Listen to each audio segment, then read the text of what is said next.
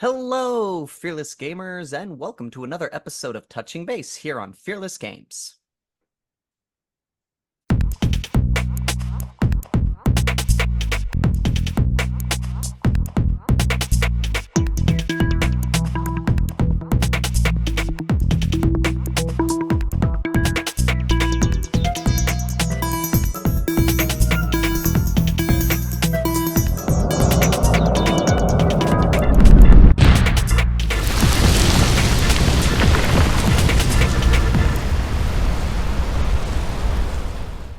How's it going, guys? What's up? How's it going? Not bad. Another week, another weekend. That's Whatever the that's- fuck that means. that's good. That's good. That means the Earth wasn't destroyed yet. Yeah, the continuing march of time. The For now. inevitable, the continual march of time. So, as the title of this video will suggest to everybody, we are again talking about the new series Star Wars The Acolyte.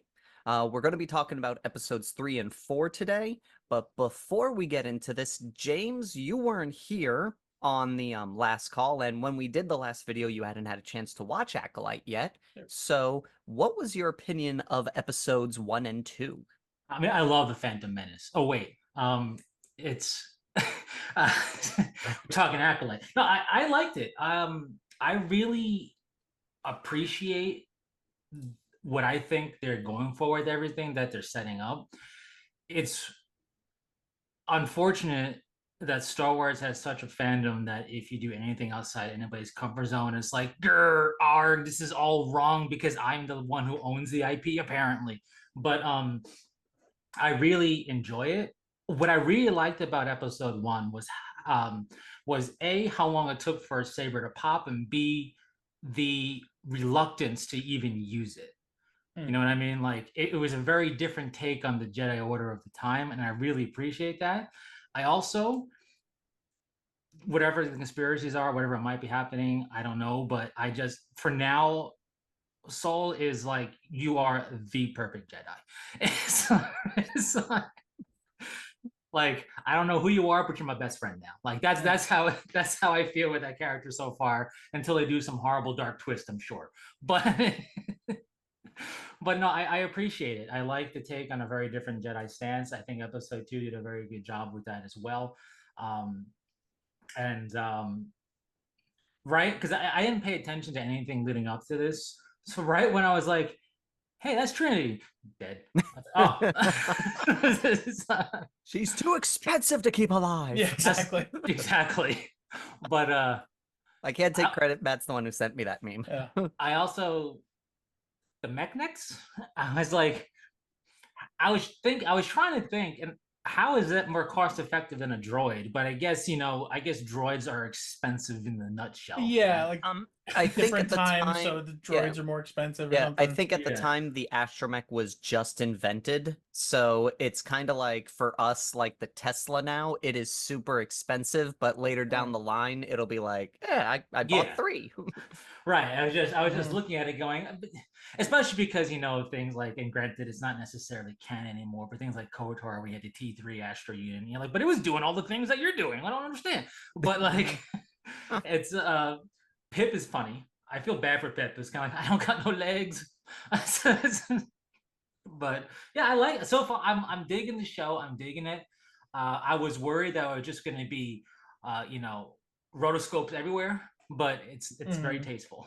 So, Yeah, there's a lot of practical effects going on, which I also appreciate. yeah, yes. and I have to say, I saw a lot of backlash for Yord. It's like you gotta remember, Yord's a Jedi Knight, guys, and he's also only 2 years into being a Jedi Knight. He's very much a knight. Like, I must do this by the book. Grr.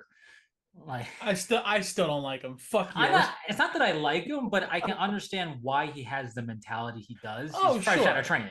You know what I Yeah, mean? Like, I have no beef with the way necessarily that he's being written. Like he's not like an unrealistic character. Yeah. He's just the kind of guy I would dislike in real life. oh yeah, for sure. But like, everybody's saying he's such an oaf, he's such a clown. I was like, no, remember, he's a full-fledged Jedi. He's quite well trained. It's like, Yeah, that's I think like a major difference there is Yord isn't a dislike character because he's poorly written. He's a dislike character because his character is just something that doesn't mesh well with people. Yeah, and he's actually kind of, in that respect, he's disliked because he's written well enough to dislike him as a person. The way God intended. Yeah. So with that, episode 3 was a flashback episode that gave us a little backstory to Osha and her sister May. And it about where they came from, the cavern, and what the event that led up to her believing her sister was dead. So what are people's thoughts? I really liked that episode, to be perfectly honest. I liked the way that it introduced yet another like element to how people will interpret the Force in universe. Like, up until now, it's mostly been you have the Jedi, and then they threw in like the Jedi, the Sith, and then they threw in like the Witches of Dathomir, the Night Sisters, and then this is sort of like an offshoot of that. Yep. Yeah. Like it's clearly not Dathomiri, whatever you want to call it. Yeah. It almost feels like the Protestant equivalent of that, Yeah, just because we Um, don't have a name for them, I just keep calling them the not witches of Dathomir because they remind me so much of them just with their organization and how they treat the Force. The Nothomir witches. Yeah, there you go. And I kind of dig. I don't know. I kind of dug how different it was, and a lot of people like rip on the ritual that they had. That power of one, the power of two, the power of many ritual. Yeah. I'm like, it was a little goofy, but it was it reminded me of something you'd see in like, you remember like the 1990s movie The Craft? Yep. It gave me strong The Craft vibes, Stiff as and a I board, light appreciated as a that. feather, stiff as a board, light Right, as a right, feather. right. Light as a feather, stiff as a board. Exactly, same vibes. It's no more corny than any type of pagan ritual to an outsider looking at it. You know what I mean? Right, like, exactly. Which was a really good setup. It actually kind of felt a little authentic in the fact that it was a little goofy to an outside observer. Yeah. So yeah, I liked how it introduced all that stuff. I kind of liked how it's very clear over the course of the episode that this is not a reliable narration of the true events. Like, these are just the events from one perspective, and there's a whole bunch of shit that we don't know that we're probably, or at least hopefully, gonna learn later. Like, for prime example, when Master Soul was walking through the building, I turned to Elena and went, there is no way these people died from that fire that's around them. Yeah, none of them have any burns. Yep. They're all laying over like, and there's like very lack of fire. Right. Yeah. Like, and also, like, you saw the fire happen and then explosion. There's no way that happened from that book burning. Right. Like, that fire that was started, there's no way it spread as fast as it did or in the way that it did. And a lot of people I've seen took that super literally, going, oh, come on, that's bullshit, there's no way that happened. It's like, you're almost there. Yes. You're right, there is no way that happened. And you know what, I bet it happened a different way. Like, for example, Master Tobin apologizes for a reason. Yeah. There's no way that man is like, I'm so sorry, I'm going to kill myself because you burnt your house down. Yes. No, that man was involved. I do hope that whatever we find out, that May burning the book and trying to, unfortunately kill her sister, has some inkling of truth for why Osha distrusts her. I don't want that to be a complete forced conjuration or whatever, but like, given what we've seen, what Saul can do, the only thing I'm like, I just hope we don't get the whole I love Saul, now I hate Saul because you're mine thing. But like, it's very clear that something, like, when I first saw that episode, I was like, did my stream just skip a beat? Like, something clearly happened that I missed. But then I realized, oh, okay, no, it's deliberate, and that was cool. Everything about this series so far reminds me of playing an old Republic game in all the right ways. That was also the other thing. When she's crawling through the vents and she hears everyone screaming, I went, that fire spread fast. Right. I remember, like, it didn't strike me super hard in the moment. Like, I was like, that was quick, but it didn't, I didn't like really process what that could mean until like after I watched the episode and I was thinking about it. I was Yeah. like, that's something's up with that. Yeah. But I want to touch on, James, you mentioned, uh an eventual reveal of like May's setting the fire and trying to kill her sister being a little bit more truthful. I have a theory on that. It's based on like 2 quick shots that we got, but my general theory is that it was May, but it wasn't May. In that I think she was being controlled or possessed in some way, or like had been given like berserker Right. spell or something. Because if you watch earlier in the episode, when the Jedi kind of like get ready to swing their dicks at the ritual, Yeah. Tobin's eyes go black. Right. Clearly somebody's doing something to him. And then there's a similar shot in one of the first episodes. I don't remember if it was episode 1 or 2, but it's during one of Osha's visions where she's running around in the forest and like she runs into young May and her eyes are black. Yep. Yeah, that was after the prison ship crash, right? Yeah. Yeah, definitely something. You're definitely right with something amiss there. And like you were saying, like that spread quick, that fire. I was also like, okay, let's say the fire spread quick because the place was made of black powder, right? Right. And there's dark side shit always goes up like paper, right? Yeah. But like, there's no way that Saul would get there that fast. From like, it's like there's no way a Jedi would get there that fast. And Even with Jedi speed, exactly. Yep. They had to have already been on the way. Yeah, and I like that you brought up like dark side, crap goes up like paper because but also like what I really liked about this coven, aside from the fact that clearly there's something darker going on, like what happens when the Jedi found out how you made them, which I thought was really cool. And a lot of people really kind of like badmouth this, like this takes away from Anakin, and it's like no, because we have no idea what happened. Number one, number two. There's nothing saying that Anakin is the only person ever that could be conjured forth by the Force or whatever happened, right? That was actually kind of like, I will admit I was one of those guys that was like, you're making them Force babies. But then thinking about it, I was like, well, this kind of explains when Qui-Gon is like, he's the chosen one, he's a Force baby. People will be like, and? It's not like he's the only one. Well, also, even beyond that, though, Osha and May, we don't know exactly how, like you said, James, we don't know exactly what happened, but we know that there was direct intentional involvement by Anastasia. She was involved in their creation. We don't know exactly what she did, even if she just sort of waved her hands over Coral's uterus and it happened, whatever. There was a direct involvement. With Anakin, the whole point of the prophecy is that the Force did it by itself. Right. There was no involvement, and we don't have any canon confirmation that Palpatine or Plagueis were involved with Anakin's conception. Right. As far as canon sources go, Anakin is the immaculate conception of the Force, and there's a core difference there. The prophecy, a huge core difference. The prophecy is Anakin was fathered by the Force itself, not somebody waved their hands over a uterus and now there's a baby. Yeah. There's a difference there, and people are missing that. Yeah. And even if we find out, Plagueis or Palpatine did wave his hand over Shmi's uterus, like that just brings a new element to the whole concept of Anakin's prophecy, because it's like prophecy by its nature is unreliable. Yep. 100%. So the idea of Anakin might not actually have been the chosen one. He became the chosen one because everyone said he was the chosen one. Right.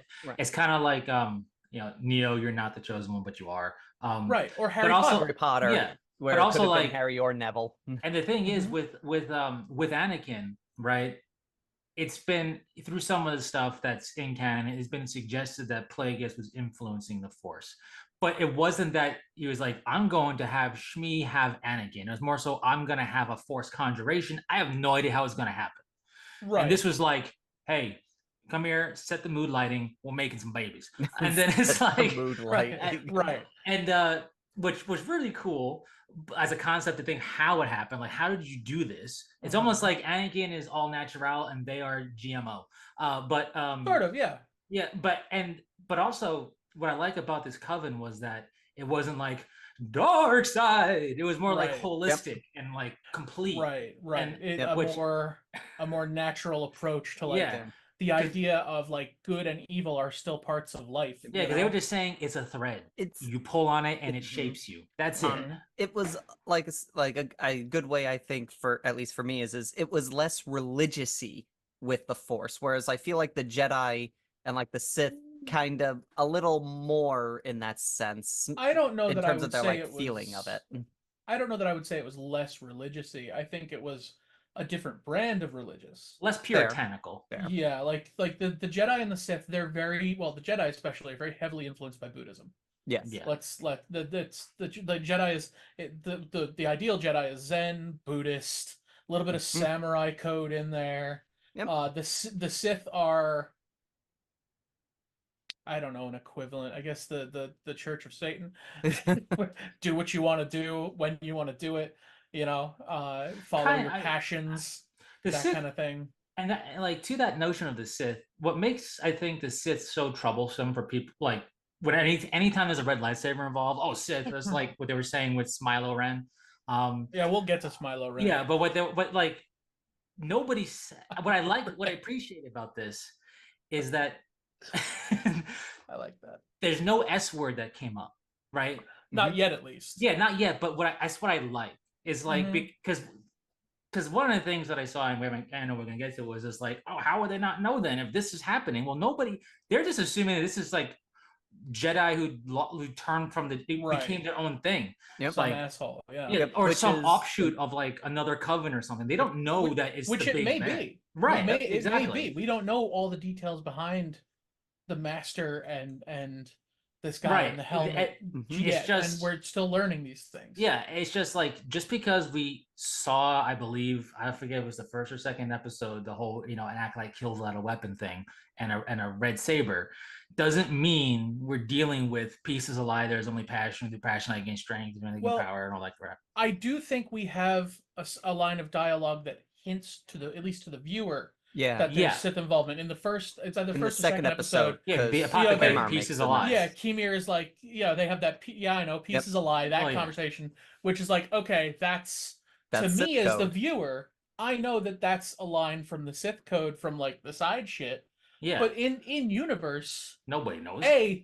Nobody but May and Kimir heard that conversation. Yeah. So there's no reason for Soul to be like, and May said peace is a lie. I believe.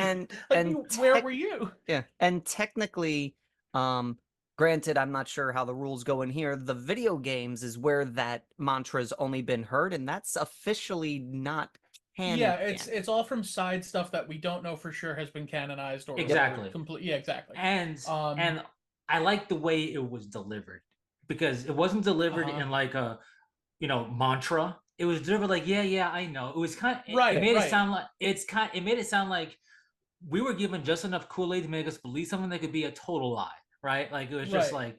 Well, the vibe of it was also like you have this like there's the impatient student, you have joined up with this spiritual organization or whatever. Like let's say I go out to a mountain to like a temple in the mountains to learn Zen Buddhism, and I get impatient. I could see myself being like, yeah, all material is the same, I get it. Teach me something, you bastard. It's that same concept of like the frustrated, impatient student who doesn't understand the lesson yet. So I dig that. I like that a lot. One thing I also really appreciated in episode 3 was a clear visual of the Jedi acting the way a lot of common folks describe them. I've read a lot of books and I've seen a couple of stuff where people are like, the Jedi are horrible, they kidnap people, they do this. But this is the first time when I was watching something like, oh yeah, no, they want to kidnap that kid. And they're just going, we're Jedi, we can do it. My favorite line was, the Jedi don't take children. I'm like, really? It's like...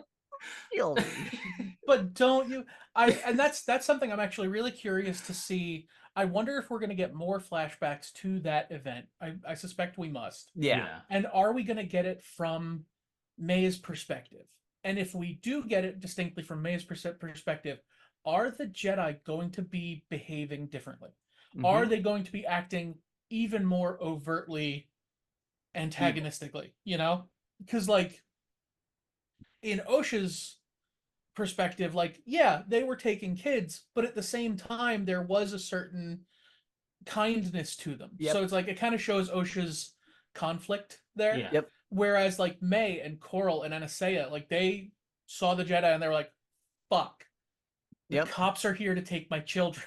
But Yeah. can we And I take wonder- a moment for Anna like that was really good writing where she was like, it's what you want, and I'll have to talk with you. Like it wasn't just like grr arg, it was Yes. like really cool. And really Anastasia well was done. like doing they gave Anastasia really good like mother vibes. Like Yeah. Yep. she did want what was best for her children. She did want her children to be happy, Yeah. and she was willing to let Osha go as much as it hurt her, at least as far as we can tell. It's Yeah. possible we'll get Anastasia's perspective, and Anastasia lied to Osha's face and then like left the room and said, "We have to kill these fucking Jedi." We don't know. Right. You know, like, and it's But- possible that's what caused the problem. Is they invited the Jedi over to try and red wedding their asses, and then Yeah. oh shit, And we it got killed. backfired. Yeah. It's very true. But for all this, I definitely suspect we're gonna see this situation again in probably Yeah, different I ways. agree. But I do feel like the Jedi, whoever they're gonna be like showcased, I think they are still showcasing the overall like difference of these Jedi to the episode 1, 2, 3, 4, 5 like Yeah, Jedi, yeah. because if we notice, they came up peacefully for the most part. It wasn't like if this was episode 3, 4, 2, 1 Jedi type of deal, or episode 1, 2, 3 before they were all butchered. Mhm. They probably would have came up with lightsabers already drawn. Like they like the fact Right. that Soul took his lightsaber and gave it to the kid. It's Uh-huh. like it's very much between that and the choreography of the fighting hand to hand and not wanting to hurt and just trying to disarm and everything. It's such a they are high elves dealing with a bunch of wood elf trash. Is basically what's going on. That's one way to look at it. Yeah. I will. I'm gonna do a quick tangent though, because I wanted to bring up, as positive as I've been about episode 3 and certainly about episode 4, there is one continuing issue that I think is a problem and makes me concerned about the franchise as a whole. And this is also, I'm pulling a little bit from Phil as well. Phil can't be here, so I'm bringing one of his opinions as well. Is that the lightsabers themselves all look like trash. They're all really thick and really boring and very samey, and they look like something you would get from Galaxy's Edge. Which to me is like, is that why they designed them that way? So they can sell them more easily at Galaxy's Edge? Because if It you might. look at the High Republic comics or even the book covers, you will see so many incredible and elegant lightsaber designs. Look up Avar Chris's lightsaber or Stellan Gios's lightsaber.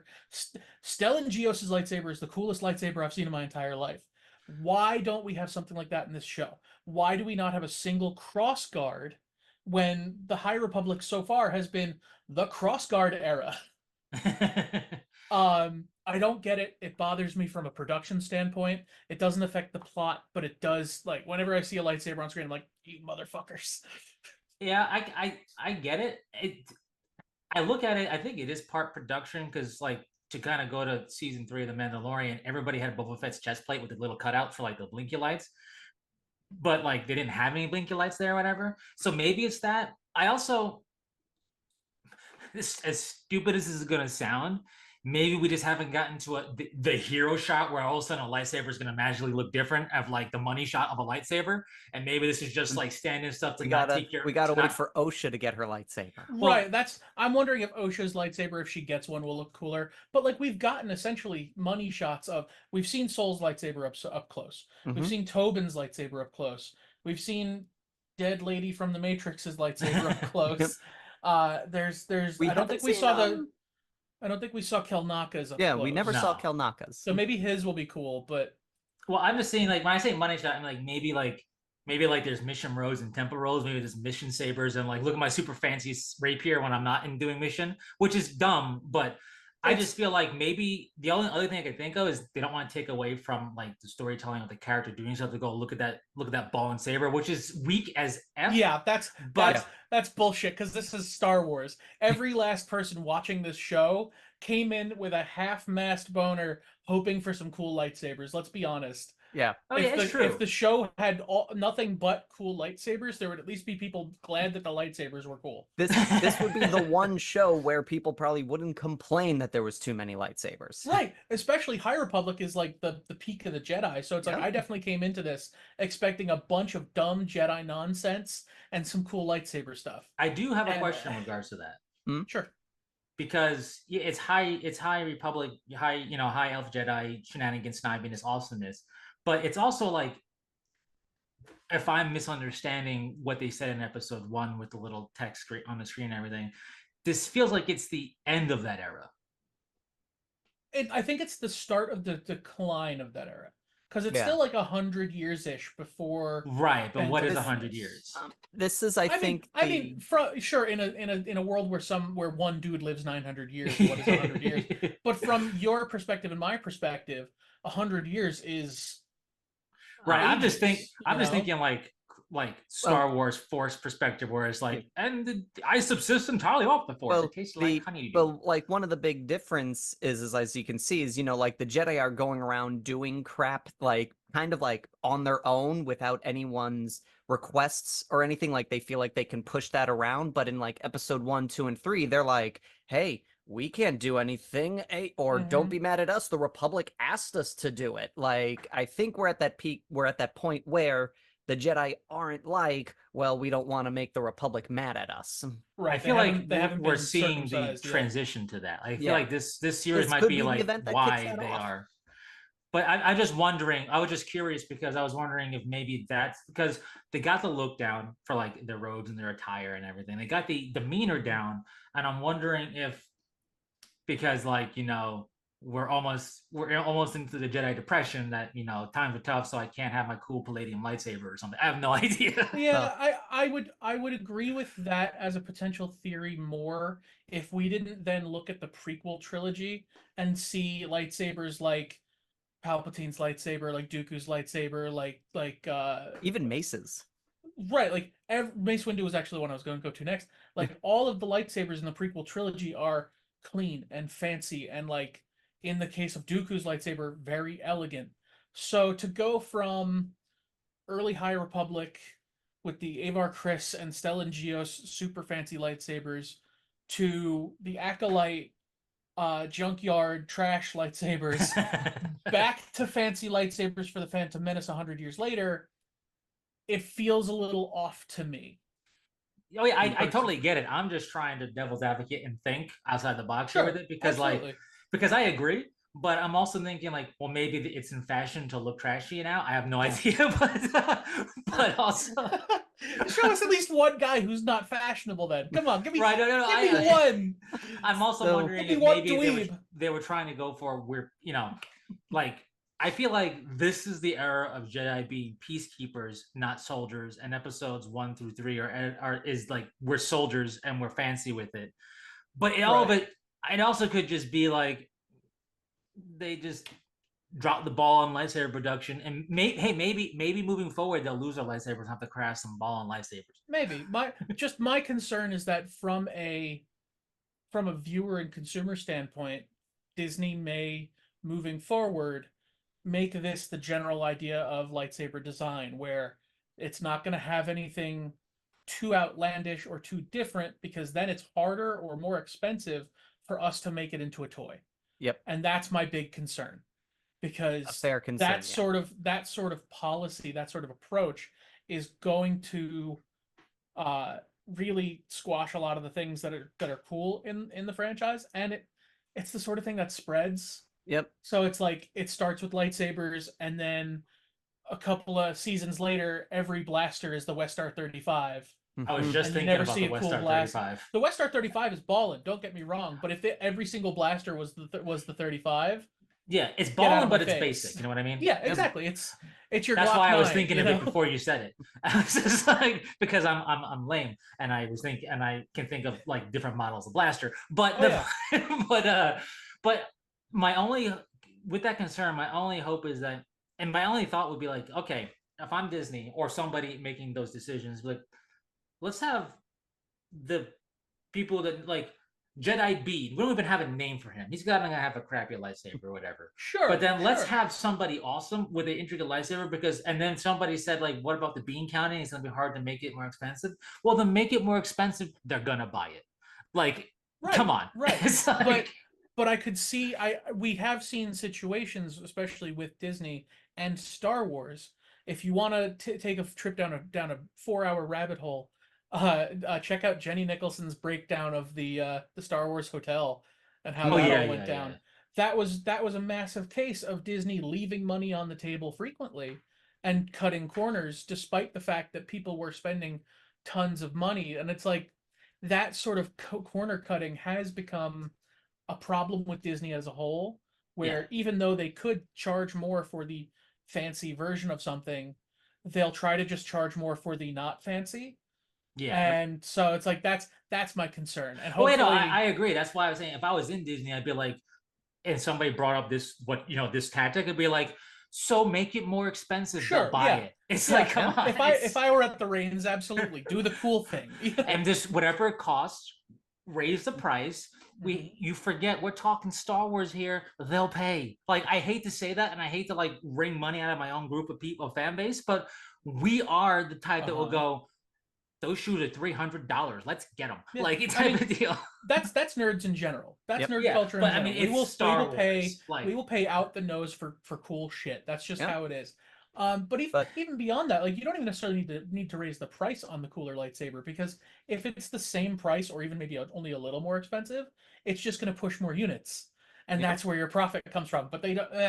Yeah. They want their profit to come from Well, this is the why the front Jedi. end of not spending money. You know, This is why the Jedi have their downfall because they don't know how to budget. because Disney got no, So- I don't mean that. Yeah. I don't want to sound like one of those guys. no. But so I'm just gonna wrap this up here because we Yeah. are running out of time. But Oh, one shit. thing I want to bring up before we end the discussion on episode 3, did anyone else notice that the moon mirrors the O in the title? Yeah, I thought that was Yeah. intentional. I thought that Yeah. was entirely intentional. I sat because there and that's I was such a like, major huh. moment. It took me like until like the final shot when they were doing the when they were panning down to see the burning city was when I was like, oh, it's the two lights. I thought those were lightsabers. It's actually the moon. Yeah, I saw Yeah. that and I went, yeah, this is the critical moment. This is Yeah. the moment on which the whole season hinges. Yeah. And I think that's going to be the case because I do think I remember reading that one of the major inspirations for the season. Excuse me, I'm having like weird hiccups. One of the major inspirations for the season was Rashomon, which is Mhm. like one individual moment told from several different perspectives. Okay. So I do feel like that moment of like the moon looking like the title card it's going to keep coming back to that, Yeah. and that's sure. where it's all going to hinge on. Oh. So yeah, I noticed it and I thought it was cool. Yeah. So that is it here for episode 3. We are going to take a quick break and then we'll be back with episode 4. So if you all let us know what was your favorite moment in episode 3, what was your least favorite moment of episode 3, what are your theories about the fire that happened in It the was episode. a fire, we just don't know where it There came was a from. fire, it just wasn't everywhere. There was a lot So of fire. thank you all for watching, and until next time, fearless gamers, take care. Peace.